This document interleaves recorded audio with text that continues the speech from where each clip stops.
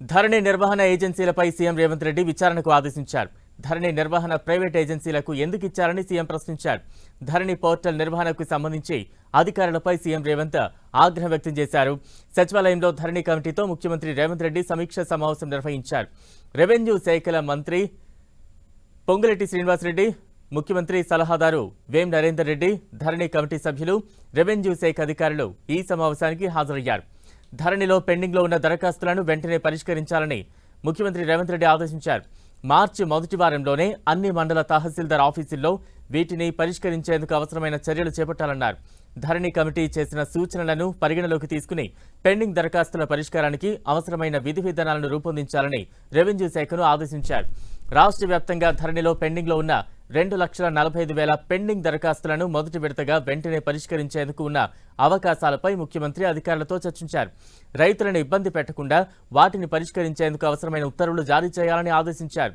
2020లో అమల్లోకి వచ్చిన ఆర్ఓఆర్ చట్టంలోనే లోపాలున్నాయని ధరణి కమిటీ ముఖ్యమంత్రికి నివేదించింది. అప్పుడు కేవలం 3 నెలల్లో హడావిడిగా చేపట్టిన భూ సమగ్ర సర్వేతోనే కొత్త చిక్కులు వచ్చాయని, ఆ రికార్డులనే ప్రభుత్వం ప్రామాణికంగా తీసుకోవడంతో భూముల సమస్యలు, భూముల రికార్డుల వివాదాలు ఎక్కువయ్యాయని సీఎంకు వివరించారు కమిటీ సభ్యులు. లక్షలాది సమస్యలు ఉత్పన్నమయ్యాయని, కనీసం పేర్లలో చిన్న అక్షర దోషాలున్నా సరిదిద్దుకునేందుకు జిల్లా కలెక్టర్ దాకా వెళ్లాల్సి వస్తోందని వివరించారు. దాదాపు 35 మాడ్యూల్స్ ద్వారా ధరణి డేటాలో ఉన్న తప్పులను సవరించుకునేందుకు రెవెన్యూ శాఖ అవకాశం ఇచ్చిందని, కానీ ఏ మాడ్యూల్లో దేనికి దరఖాస్తు చేసుకోవాలనే అవగాహన లేకపోవడంతో రైతులు ఇబ్బంది పడుతున్నారని సీఎం దృష్టికి తీసుకువెళ్లారు. లక్షలాది దరఖాస్తులు ఇప్పటికే తిరస్కరణకు గురయ్యాయని, ఒక్కో తప్పును సవరించుకోవాలంటే ₹1,000 ఫీజు చెల్లించాల్సి ఉండటం రైతులకు భారంగా మారిందని తెలిపారు. అటు రిజిస్ట్రేషన్ల శాఖ, ఇటు రెవెన్యూ శాఖల మధ్య సమన్వయ లోపంతో నిషేధిత జాబితాలో ఉన్న భూముల క్రయ విక్రయాలు కూడా జరుగుతున్నాయని కమిటీ సభ్యులు వివరించారు.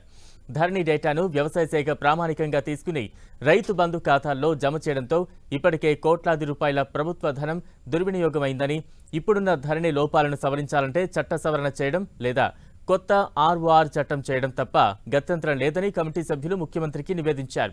సమస్యలను మరింత లోతుగా అధ్యయనం చేయాలని, ఎలాంటి భూ వివాదాలు, కొత్త చిక్కులు లేకుండా భూముల రికార్డుల ప్రక్షాళన చేపట్టాల్సిన అవసరం ఉందని సీఎం అన్నారు. భూముల రికార్డులపై ప్రభుత్వం తీసుకునే నిర్ణయాలతో ఇప్పుడున్న లోపాలకు చెక్ పెట్టడంతో పాటు కొత్త సమస్యలు రాకుండా ఉండాలని సీఎం అన్నారు. కమిటీ ఇచ్చే తుది నివేదిక ఆధారంగా శాశ్వత పరిష్కారానికి నిర్ణయం తీసుకుందామని చెప్పారు.